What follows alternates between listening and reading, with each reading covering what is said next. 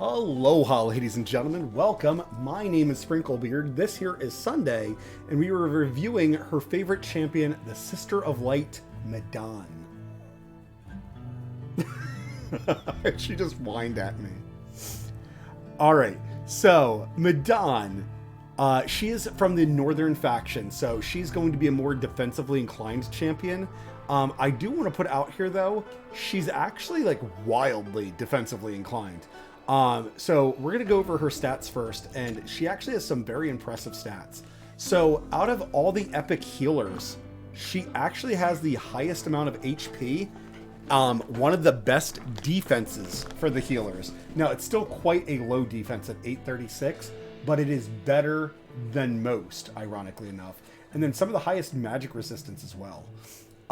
Additionally, her cost is only 15, so this actually makes her very cheap to get out.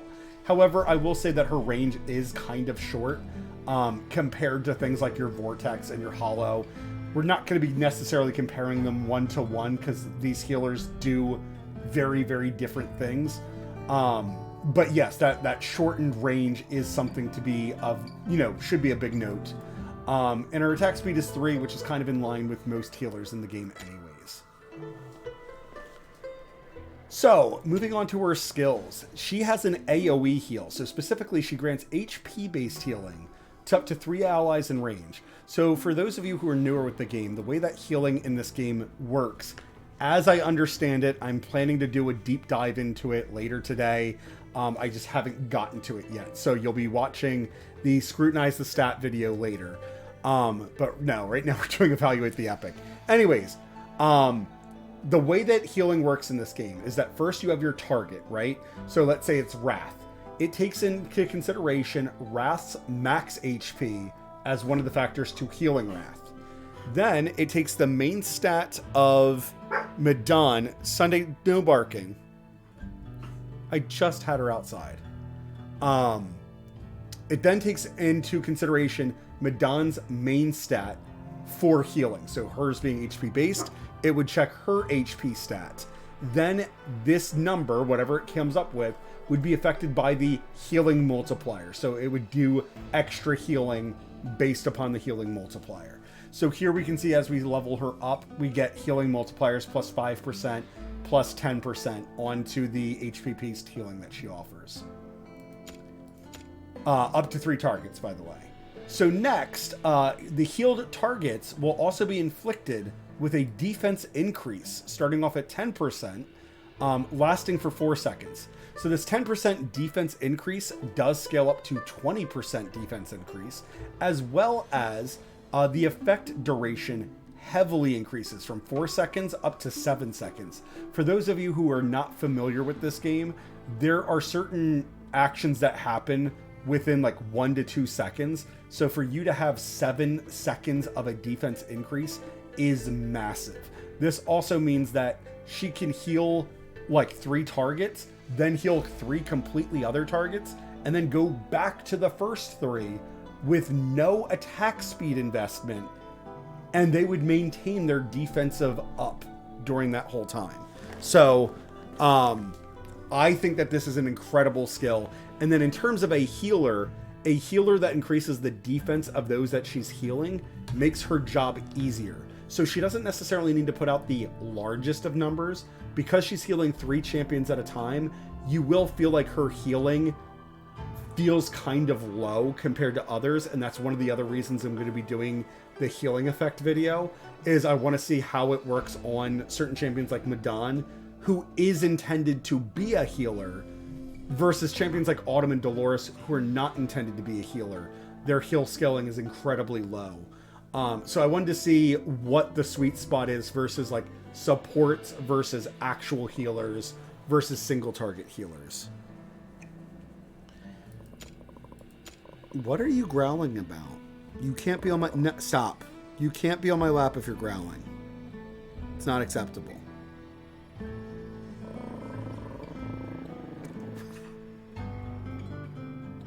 You're ruining... Ma'am, you're ruining my video. Tell her, Spring. Say, she's ruining the video, Dad. You should let me up on the lap instead. I like Midan.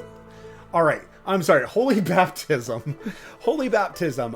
It is a 1200 cost rage spell. So this means that it is one of the longest ultimates in the game to get to. So keep that in mind.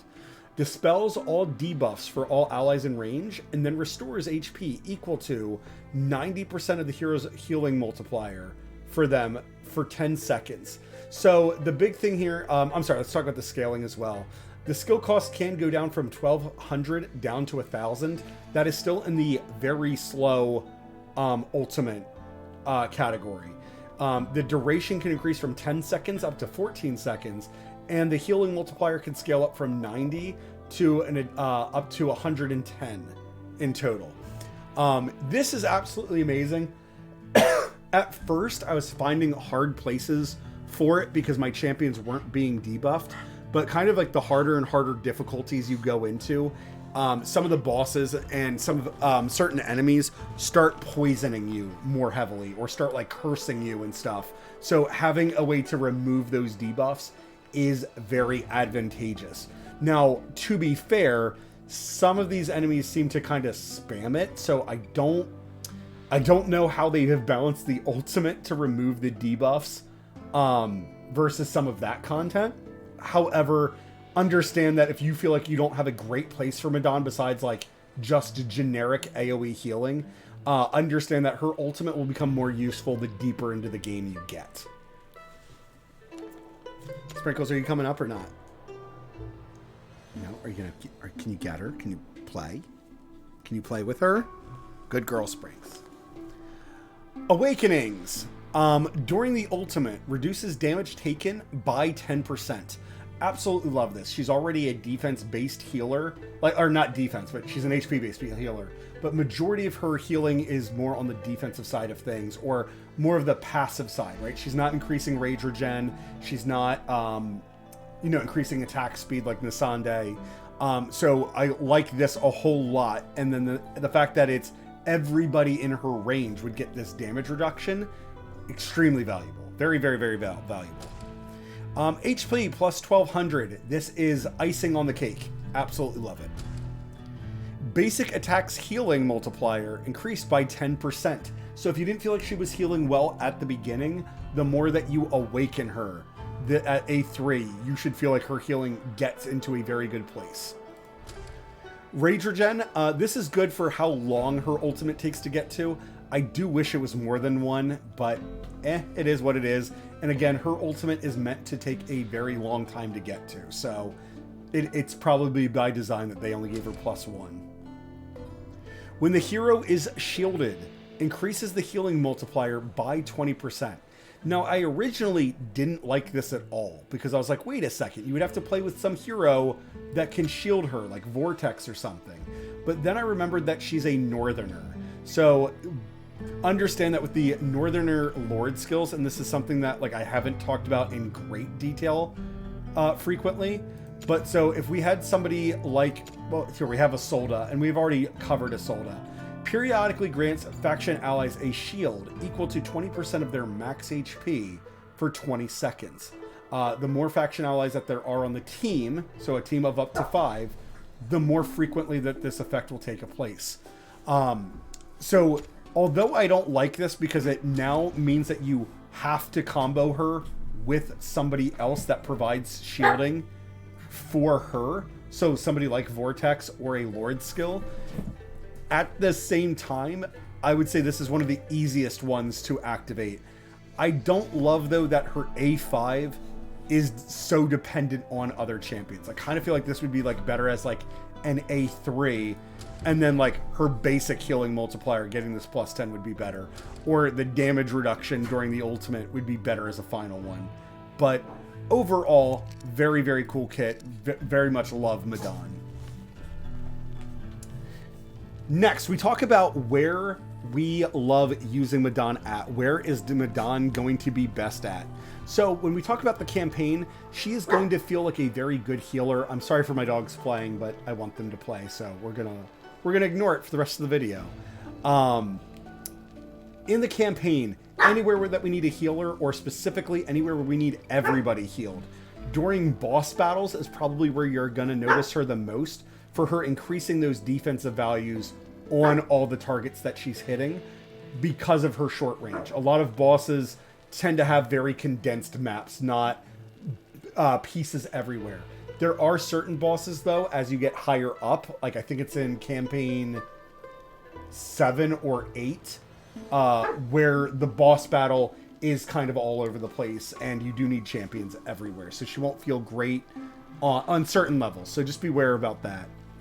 In the Void Rift, plenty of time where we just need to have any stat advantage that we can. So having a healer that increases our defense is absolutely phenomenal, especially if you pair her with fighters rather than the platform champions. She's still going to be good for platform champions, but specifically there's so many ground units that do a whole lot of damage in the Void Rift. So Midan being able to increase the defensive value of like fighters or defenders for that matter is going to feel very, very good. In the arena, the only place that I would say that she's probably going to feel good is maybe in sustained DPS, because in the sustained DPS, a lot of our champions are constantly taking damage. But I would also argue any healer is perfectly fine in the sustained DPS. I've seen players even get away with things like Dolores because they're killing the waves off in a timely manner. So for that reason, I don't really encourage her anywhere in the arena. But yes, if you need a healer and her ability to AoE heal up your troops, it's going to feel great. Raids. I'm going to shorthand this heavily because we've already done so many in this series. Anywhere that we need a healer, she's going to be perfectly great. So as long as you can place her in places to reach your marksmen do take damage in a lot of those raids. She's going to feel great there. Mages, nobody takes damage, so she's probably not going to feel great there unless you have somebody blocking the crystal. Endurance and melee, she's going to feel great in both of these places. Melee, eventually you do lose the platforms, so she's not going to feel her best there. Guild Boss, she's an absolute queen in the Guild Boss because not only is she an AoE healer, but she is constantly increasing their defense, meaning that some of your troops that are maybe down in the pit taking that Dragon Claw swipe are going to be taking less damage from that Dragon Claw swipe. The Roar and the Fire Spit and the Meteors, though, I do believe are magic damage. So don't necessarily hard depend on that defense boost. I'm sure that I'm wrong on one of those. Maybe the Roar is physical based. I'm not 100% sure. The thing I know about the Roar is that it's a percentage of your max HP. So I don't think that the defense actually mitigates a whole lot of it. Artifact Material Raid. So as long as she can reach the champions that she needs to be healing, she will feel amazing here. However, some of the platforms are in weird places. So although she's going to be great here, understand that you need to be able to reach your targets properly. So if somebody isn't in her range, make sure that they have self-healing in their kit. In Tide, you do have short range, so her position's going to be a little bit weird, but I don't think that this is necessarily a big hindrance to her, and her increasing the defense of all those champions. As you get up to higher levels of Tide, some of the bosses start slapping you, or some of the big boys start hitting really hard, so having that extra defense is going to be valuable. Resource Raid, we typically don't need we typically don't need healers in the Resource Raid. However, if you're just starting off, some of your champions will be taking damage here, so there is enough of a reason to bring her. Or at the very least, she scales off of HP. Make sure you level up Midan in a quick order. I wouldn't necessarily say that you need to drop tons of potions on her, but you do want to be constantly leveling her up. Gear Raids, anywhere where we need a healer, she is going to feel amazing. So Gear Raids 1, 2, and 3 all have a reason for a healer. She's going to feel amazing in each of the Gear Raids. Finally, Faction Trial. In the basic trial, I would argue there's a whole lot of reason to bring her. Most of the time, only like 2 to 3 champions are ever taking damage in here, so her healing them up and adding to their defense is valuable. However, when we're talking about the boss's Scream, that is magic damage from what from what I understand. I'm not 100% sure on that. It's my educated guess that it's magic damage. So during that, her short range means you're only going to be keeping alive 2 to 3 people. So be mindful about that. Because she's a northerner, ironically enough, the northerners, they have so many shield effects, and a lot of the northerners apply shield effects as well. She's not necessarily going to feel amazing here because you're already mitigating so much damage here.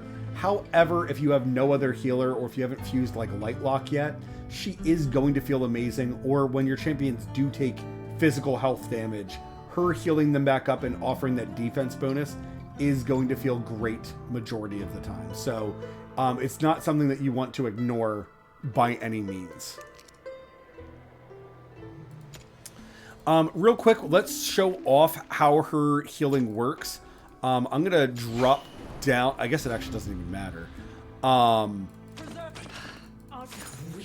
After you, Your Excellency. We will bring in our Midan. I have no experience into her, so that's Iona. The right centaur for the right. Ooh, hot choice. And then I'll bring somebody as a backup, just so I know things can't get through. Volca. Touch me.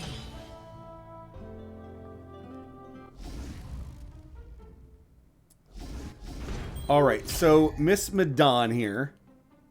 I don't have her skilled up, so she's not going to be able to reach everybody the way that I was hoping for. I'm intentionally going to be placing champions in weird positions, so that they are, I don't care, so that they are taking damages, so that we can see Midan healing up multiple people.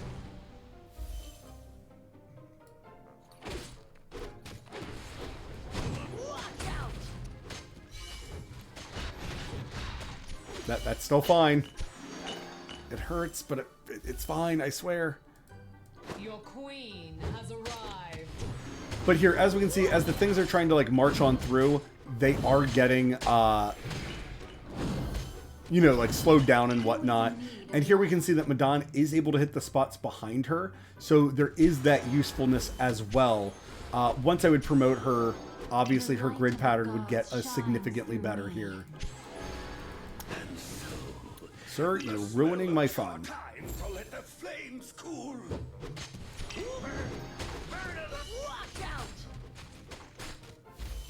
But yeah, during her ultimate, we have this very clear range of who is affected by the Dispel and her constantly healing people up. So she will feel absolutely terrific.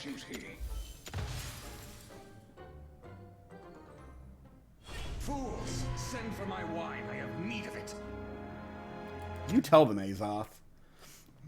Anyways, ladies and gentlemen, that is it for Midan. I absolutely love her as a healer.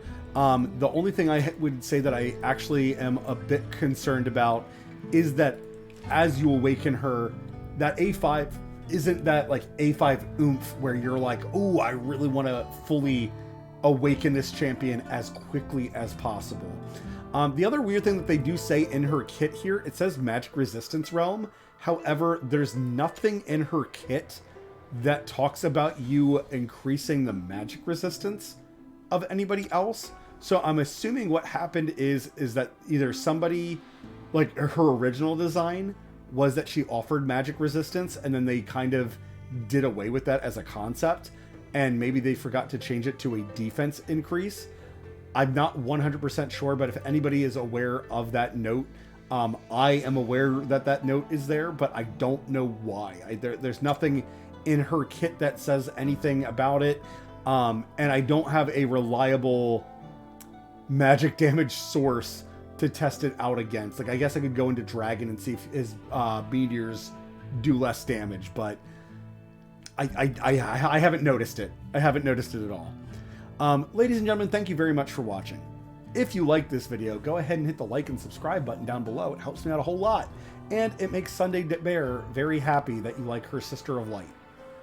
If you want to join us over at twitch.tv/sprinklebeard, we stream every day, Wednesday through Sunday through Wednesday. You would think with how often I say this, I would get better about it. Sunday through Wednesday, all depending on my work schedule, and overtime is supposed to come up after Christmas. So if you're trying to watch me, get in before Christmas, because after Christmas, I potentially start working a lot more hours because I need more money in my life. Again, thank you very much for watching, and of course, until that next time, ta-ta.